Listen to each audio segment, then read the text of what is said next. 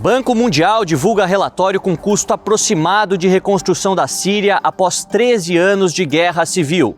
Valor pode ultrapassar os 216 bilhões de dólares e estimativas para Gaza preocupam a comunidade internacional. O governo de Javier Milei colhe resultados econômicos inéditos em mais de uma década, mas enfrenta forte instabilidade política e cambial. Eleições legislativas desse final de semana viram teste de fogo. Ex-presidente francês Nicolas Sarkozy começa a cumprir pena de 5 anos de prisão por associação criminosa no chamado caso Gaddafi. Episódio acende alerta para o cenário político na Europa. Tensão entre Estados Unidos e Venezuela aumenta e atinge níveis históricos. Países já foram fortes aliados durante o século XX. Meu nome é Luca Bassani e pela próxima meia hora nós vamos navegar juntos pelos principais assuntos do mundo. O JP Internacional está no ar.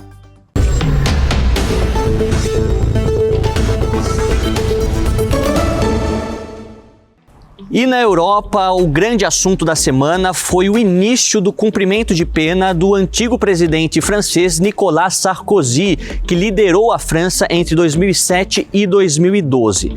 Tudo isso é resultado de um longo processo investigativo que começou há alguns anos e que apontou o ex-presidente francês como um dos chefes de uma conspiração criminosa que teria utilizado o dinheiro do rico petróleo líbio para conceder favores ao antigo presidente ditador da Líbia, Muammar Gaddafi, ainda quando era ministro do interior, antes mesmo de se tornar presidente. De acordo com as investigações, o dinheiro dos líbios foi essencial não só para ajudar o grupo político de Sarkozy, mas para encaminhar a sua eleição naquele momento, em troca de favores diplomáticos. Afinal, com um ditador tão polêmico como era Muammar Gaddafi, a Líbia carecia de outros apoios diplomáticos e, tendo a França como um desses países, poderia ter uma mudança na sua imagem internacional. Nicolas Sarkozy, que foi para um presídio especial no sul de Paris, acabou dizendo que um homem inocente foi imprisionado e que, nesse contexto, a sua perseguição política foi o que ocasionou todo este processo na justiça da França. Apesar de ser colocado agora fora dos holofotes, Sarkozy é, desde o momento da sua eleição em 2007, uma figura muito influente na direita francesa, tanto para os partidos gaullistas, aqueles da direita mais tradicional, como também tendo influência em partidos mais ao centro, em alguns aliados do presidente Emmanuel Macron, como o próprio primeiro-ministro atualmente, Sébastien Lecornu, mas também dando legitimidade política ao grupo ultraconservador do Rassemblement National, o partido do reagrupamento nacional liderado pela líder Marine Le Pen. Muitos acreditam que Nicolas Sarkozy não ficará os 5 anos da sua pena no presídio, mas que esse fato que aconteceu recentemente será fundamental para o próximo ciclo eleitoral na França, seja para as eleições presidenciais marcadas para abril de 2027, seja também para as eleições legislativas que acontecem logo em seguida. O grande problema da França durante os últimos 2 anos tem sido se tornar um país governável. Afinal, o presidente Emmanuel Macron não detém a maioria do legislativo e, sendo a França uma nação semipresidencialista, isso representa uma série de entraves para a aprovação do orçamento e de medidas que sejam necessárias para conter o déficit público, considerando também que a França já tem ultrapassado os níveis aceitáveis, segundo os economistas, para ter uma economia saudável ao longo prazo.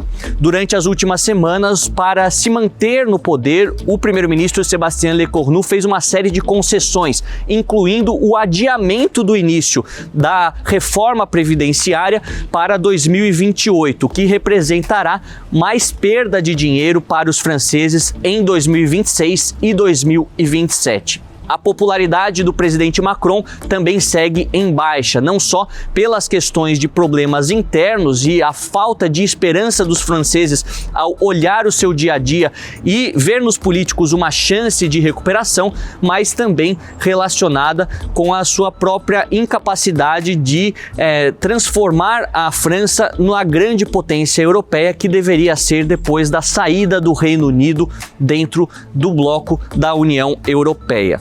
Se olharmos o contexto geral da Europa, a situação também não é de muita estabilidade nas principais economias. A Alemanha, que teve uma eleição bastante polarizada no começo de 2025, tem um novo governo conservador, mas que precisa dos sociais-democratas, ou seja, da centro-esquerda, para continuar tendo visibilidade e viabilidade governamental na maior economia do bloco e a terceira maior economia do mundo. O chanceler Friedrich Merz tem conseguido recuperar a imagem de um país forte internamente na União Europeia e até mesmo na sua relação transatlântica, visitando o presidente Donald Trump. O grande problema é que o partido principal de oposição, a AfD, aqueles considerados por muitos alemães de extrema direita, tem ganhado campo também nos aspectos regionais, nas eleições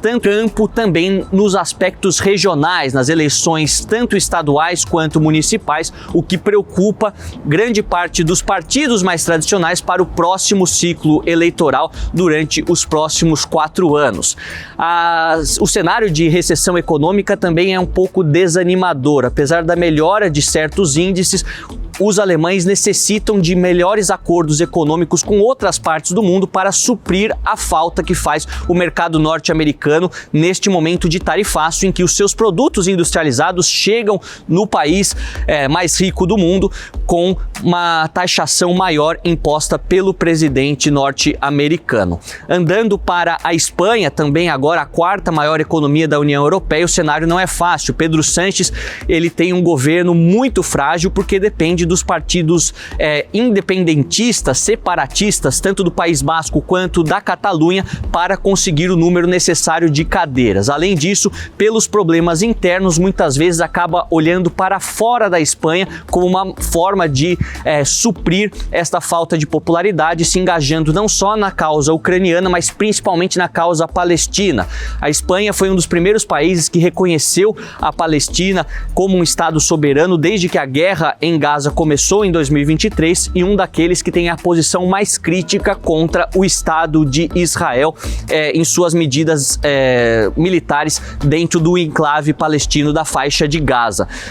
Muitos até apontam que durante o próximo ciclo eleitoral será muito difícil para que o Partido Socialista e Trabalhista de Espanha, aquele partido de Pedro Sánchez, consiga se manter no poder com esta mesma configuração, considerando também a impopularidade do primeiro-ministro em muitas das regiões espanholas. E por incrível que pareça, na visão de muitos analistas europeus, um país que era sinônimo de grande instabilidade e de uma grande rotatividade de primeiros-ministros, a Itália, acabou se transformando talvez nas grandes economias daquela mais estável politicamente, desde que Giorgia Meloni assumiu o governo em 2022. Então, a candidata naquele momento de direita mais conservadora, alguns até a chamando de ultradireita, se transformou não só numa forte líder internamente, mas uma figura muito importante para a voz conservadora dentro da União Europeia, sendo bem recebida em Bruxelas pela presidente da Comissão Europeia, Ursula von der Leyen, tendo certo prestígio com o presidente Donald Trump, algo que é fundamental nesse momento em que os líderes europeus também negociam diretamente com Washington possibilidades econômicas e até mesmo militares para se rearmar frente às ameaças russas e também internamente com os seus países vizinhos. Muitos, inclusive, já apontam que durante a próxima eleição italiana, que deve acontecer em 2027, o partido Fratelli d'Italia, aquele partido conservador de direita ao qual pertence Giorgia Meloni, talvez seja o melhor colocado e poderá, sim, formar uma coalizão, assim como como tem hoje para governar a Itália por mais um ciclo. Então essas questões extremamente peculiares têm marcado a política europeia atualmente, sem mencionar a pressão que muitos países do centro e leste europeu fazem em Bruxelas frente às novas sanções aplicadas à Rússia. Muitos deles que ainda dependem do gás e petróleo russo, como é o caso da Eslováquia e da Hungria, não querem que essas sanções os impeça de comprar o gás barato e manter as suas economias girando, apesar da guerra da Ucrânia. O sentimento de animosidade entre os países bálticos, Estônia, Letônia e Lituânia, e a Polônia frente à Rússia tem crescido cada vez mais à medida que a guerra da Ucrânia se torna um conflito sem resolução. As esperanças de se fazer uma cúpula em Budapeste foram por hora canceladas e, neste sentido, as lideranças europeias ainda não encontram consenso para conseguir resolver problemas internos e externos que tragam não só estabilidade política e geopolítica, mas também estabilidade econômica. Com certeza, um desses assuntos, ou vários desses assuntos, para nós continuarmos acompanhando ao longo das próximas semanas, trazendo para vocês também diretamente da Europa a toda a nossa audiência da Jovem Pan News. Agora deixamos o cenário europeu para entendermos um pouco melhor como foi, ao longo da história, as relações entre os Estados Unidos e a Venezuela. O Eliseu Caetano está com a gente e traz os detalhes de como eram os laços entre os dois países que hoje se consideram inimigos. Hoje, a relação entre Estados Unidos e Venezuela está entre as mais tensas do continente americano. As sanções econômicas impostas por Washington, as acusações mútuas de ingerência política e o afastamento diplomático transformaram os dois países em rivais declarados. Mas nem sempre foi assim. Durante boa parte do século XX, Estados Unidos e Venezuela foram aliados próximos, unidos por interesses econômicos e geopolíticos, principalmente em torno do petróleo. A história dessa relação é cheia de altos e baixos e ajuda a entender o que levou à crise atual. De acordo com os analistas políticos, a aliança do século XX com petróleo e estabilidade. Lá atrás, no início do século, a Venezuela ainda era um país agrário, mas tudo mudou quando se descobriram enormes reservas de petróleo, especialmente na região do lago de Maracaibo. Durante as décadas de 20 e 30, empresas norte-americanas como Standard Oil e Shell passaram a dominar a exploração de petróleo lá na Venezuela. Esse vínculo econômico fez com que o país se tornasse um parceiro estratégico dos Estados Unidos. Já durante a Segunda Guerra Mundial, por exemplo, o petróleo venezuelano foi essencial para os aliados. Em troca, os Estados Unidos apoiavam governos venezuelanos considerados estáveis e anticomunistas. Mesmo quando a Venezuela passou por ditaduras como o de Marcos Pérez Jiménez, nos anos 50, os Estados Unidos mantiveram boas relações, porque o país era visto como um aliado contra o comunismo durante a Guerra Fria. Após a redemocratização, em 1958, as relações continuaram positivas. A Venezuela se tornou uma das democracias mais sólidas da América Latina. Exportava petróleo para os Estados Unidos e recebia investimentos norte-americanos. Já durante as décadas de 60 e 80, a cooperação era intensa. Os Estados Unidos compravam boa parte do petróleo venezuelano e, em troca, o país latino comprava produtos industriais e tecnológicos. Era uma relação pragmática e mutuamente vantajosa. Já a partir dos anos 1980, no entanto, essa parceria começou a se desgastar. A queda nos preços do petróleo abalou a economia venezuelana, gerando crises sociais e desigualdade. O modelo econômico fortemente dependente do petróleo e dos Estados Unidos começou a ser questionado e também internamente. Já nos anos 1990, o descontentamento popular cresceu, culminando em episódios como o Caracazo, em 89, uma grande onda de protestos e repressão violenta. E foi nesse contexto de crise que surgiu uma nova figura política, Hugo Chávez, um ex-militar que tentaria um golpe em 92 e anos depois chegaria ao poder pelo voto. A eleição de Hugo Chávez em 98 marca o ponto de virada. Chávez trouxe uma proposta de revolução bolivariana, com forte discurso nacionalista, anti-imperialista e socialista. Ele defendia que a Venezuela deveria retomar o controle sobre o seu petróleo e usar essa riqueza para combater a pobreza. Logo, começou a revisar contratos com empresas estrangeiras, inclusive as americanas, e a nacionalizar parte da indústria petrolífera. Chávez também buscou novos aliados fora da órbita dos Estados Unidos, especialmente Cuba, Rússia e China, e passou a criticar abertamente a política externa norte-americana. Durante o governo George W. Bush, as relações se deterioraram e rapidamente. Em 2002, um golpe militar temporariamente afastou Chávez do poder e o governo venezuelano acusou os Estados Unidos de terem apoiado o golpe, o que aumentou ainda mais a desconfiança. Nos anos seguintes, a retórica se intensificou. Chávez chamava Bush de diabo em discursos da ONU e também defendia até a criação de uma América Latina independente de Washington. Ainda assim, vale destacar um paradoxo. Mesmo com as brigas políticas, os Estados Unidos continuaram comprando petróleo venezuelano durante boa parte dos anos 2000, já que o país era um dos principais fornecedores do combustível para o mercado norte-americano.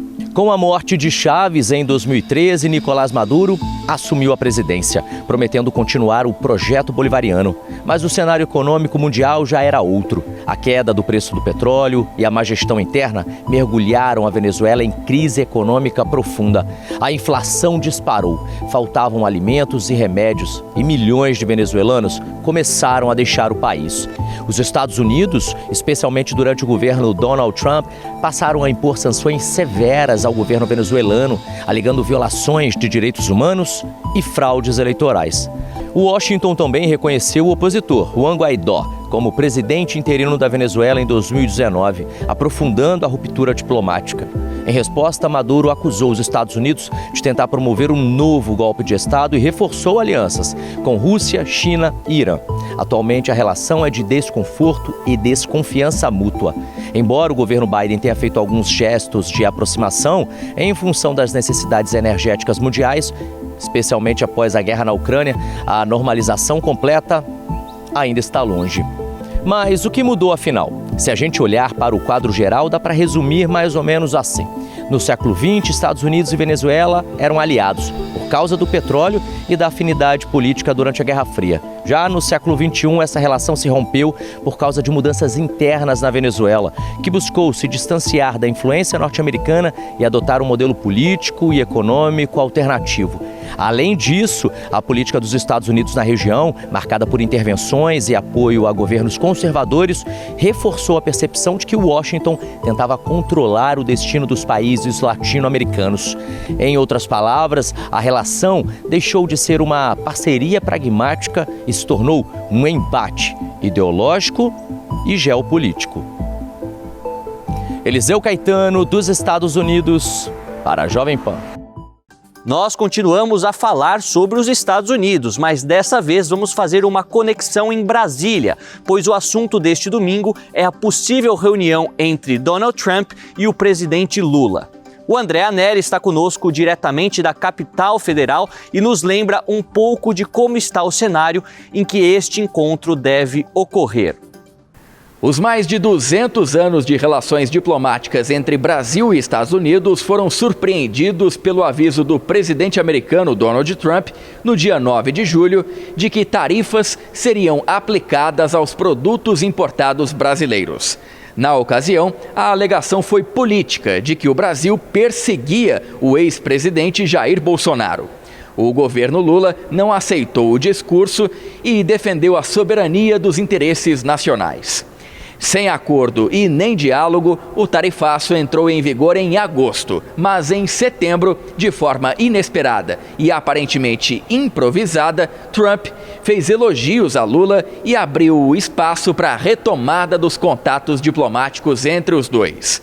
De lá para cá, Lula e Trump conversaram por telefone uma vez e logo depois, o ministro das Relações Exteriores, Mauro Vieira, se reuniu com o chefe do Departamento de Estado americano, Marco Rubio. Os dois contatos pavimentaram a possível reunião entre Lula e Trump, aguardada para ocorrer no domingo, paralelamente à cúpula das nações do Sudeste Asiático. O presidente Lula já está na região e reservou a agenda de domingo à tarde para encontros bilaterais. É nesse espaço de tempo que deve ocorrer a conversa de Estado com Trump. O tema principal, como já foi divulgado publicamente pelo governo, é a renegociação do tarifaço imposto pelos Estados Unidos aos produtos importados do Brasil. Existe a expectativa de que o governo americano seja convencido a voltar atrás dessa decisão, já que a balança comercial com o Brasil é positiva aos Estados Unidos, além do fato de o tarifaço ter aumentado o custo de vida americano em produtos muito populares, como café, frutas e carne bovina. De Brasília, André Anelli. E este domingo não será decisivo apenas para o Brasil. Na Argentina, o presidente Javier Milei enfrenta uma prova de fogo com as eleições legislativas no país. O cenário não parece favorável, mas a vitória é de extrema importância para o líder argentino. Os detalhes você acompanha com a Bruna Milan. O presidente argentino Javier Milei atravessa um dos momentos mais delicados desde o início do seu mandato. Depois de assumir o poder com um discurso de ruptura e promessas de reformas profundas, Milei tem enfrentado queda de popularidade, desgaste político e dificuldades para manter apoio no Congresso. Logo nos primeiros dias de novembro, ele deixou claro que governaria sozinho. No dia da posse, em vez de discursar ao Congresso, virou as costas aos parlamentares e falou diretamente à multidão reunida do lado de fora. O gesto foi simbólico, mas cobrou seu preço. O Congresso passou a impor resistência às principais iniciativas do governo. Ao mesmo tempo, Milei não conseguiu cumprir boa parte das promessas que fez à população. A economia segue em crise e, apesar de alguns setores terem se beneficiado das políticas de corte de gastos, a maioria dos argentinos sente os efeitos da inflação e da perda de poder aquisitivo. O aumento de tarifas e serviços básicos agravou ainda mais a insatisfação. Nos últimos meses, as denúncias de corrupção envolvendo pessoas próximas a ele, inclusive sua irmã, abalaram ainda mais a sua credibilidade. O primeiro revés eleitoral na província de Buenos Aires e o novo pleito marcado para este domingo devem testar a força política do governo e indicar se Milei ainda mantém parte do apoio popular conquistado em 2023. A crise econômica também tem sido um fator determinante para o enfraquecimento do governo. Os empréstimos internacionais, que inicialmente pareciam uma saída para reativar a economia, não produziram o resultado esperado. Após um breve alívio, os indicadores voltaram a estagnar e a população passou a questionar os cortes e ajustes promovidos pelo presidente. Insistir em mais do mesmo não é a melhor estratégia para ele. Ele tem que mudar um pouco, mudar seu relacionamento com o Congresso, combater os casos, deixar claro os casos de corrupção e mostrar que tem que dar tempo ao tempo, né, na Argentina. Dá tempo para a inflação cair mais e fazer alguns ajustes. A relação entre Milei e o Congresso é considerada um dos principais desafios para a continuidade das reformas econômicas. Neste fim de semana, o governo encara uma prova importante com as eleições legislativas, que podem definir o futuro político do presidente. Segundo analistas, o desempenho de Milei nas urnas será decisivo. Uma vitória amplia sua legitimidade, reforça o apoio no Congresso e pode atrair novos investimentos para a Argentina. Já uma derrota enfraquece o governo, reduz a confiança de investidores e aumenta a pressão interna sobre as promessas não cumpridas. O resultado dessas eleições pode redefinir o rumo do governo argentino. Caso saia fortalecido, Javier Milei poderá retomar parte da agenda liberal com mais autonomia. Mas, se o desempenho for negativo, corre o risco de ver seu capital político se esvaziar rapidamente e sua governabilidade ficar ainda mais comprometida. Depois de mais de uma década de guerra civil, a Síria começa a enfrentar o desafio da reconstrução. O conflito que devastou o país desde 2011 surgiu no contexto da chamada Primavera Árabe, um movimento que se espalhou por diversas nações do Oriente Médio e do Norte da África em busca de mudanças políticas. Os detalhes você acompanha com Amanda Nascimento. No caso sírio, as manifestações rapidamente evoluíram para uma guerra civil prolongada e complexa. O país, governado há décadas pela família al-Assad, se tornou palco de uma das crises humanitárias mais graves do século. A guerra foi marcada pela presença de múltiplos atores internos e externos. De um lado estava o governo de Bashar al-Assad, apoiado pela Rússia e pelo Irã. Do outro, grupos rebeldes com suporte dos Estados Unidos, da Turquia e de outros países da região. Essa multiplicidade de interesses internacionais transformou o conflito sírio em uma arena de disputa global e contribuiu para sua longa duração e para a destruição generalizada do país. Com a recente estabilização política e a queda de antigos líderes regionais, o governo sírio tenta agora iniciar o processo de reconstrução.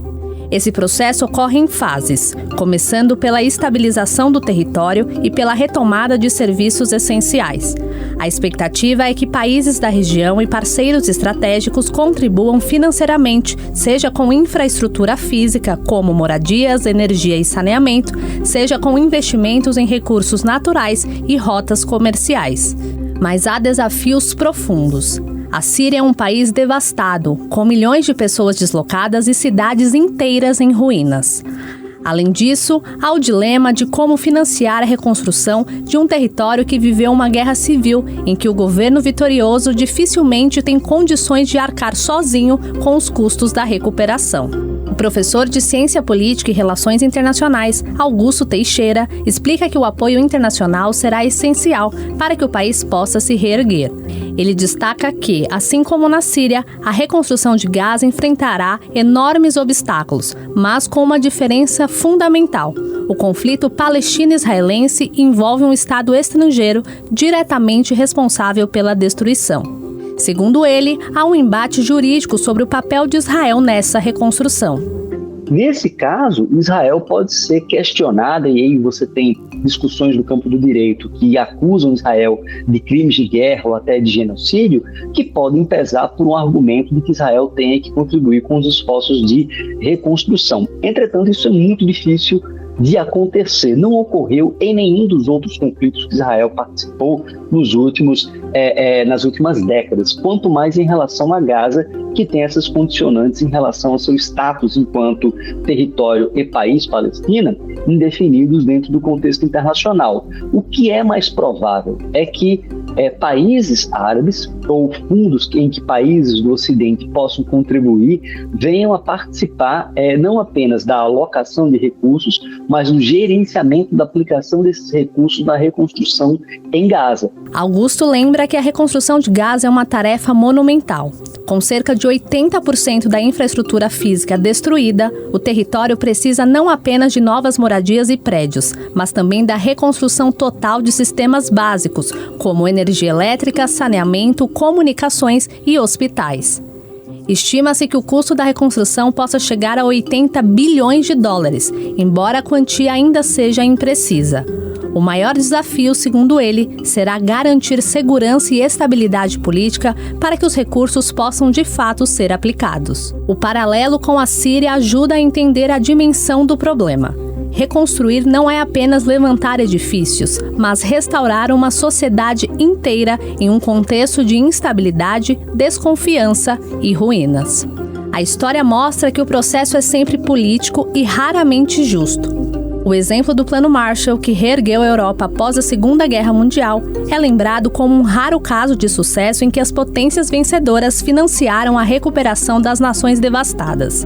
Mas, em outros casos, como o Afeganistão, Iraque e o Kuwait, a reconstrução foi marcada por disputas de poder e interesses estratégicos. No caso de Gaza, especialistas acreditam que Israel dificilmente arcará com os custos da destruição, já que o governo israelense sustenta a tese de que agiu em legítima defesa após os ataques do Hamas em 2023. Assim, a reconstrução deve depender de fundos internacionais e do apoio de países árabes, que também têm seus próprios interesses políticos e econômicos na região.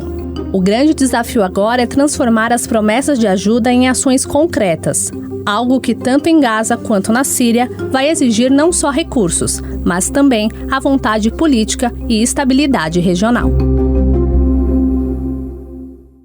E o JP Internacional dessa semana vai ficando por aqui, mas a gente segue de olho em tudo que acontece ao redor do mundo. Nosso próximo encontro é no sábado que vem e, claro, ao longo de toda a programação da Jovem Pan News. Muito obrigado pela sua companhia e até a próxima. A opinião dos nossos comentaristas não reflete necessariamente a opinião do Grupo Jovem Pan de Comunicação.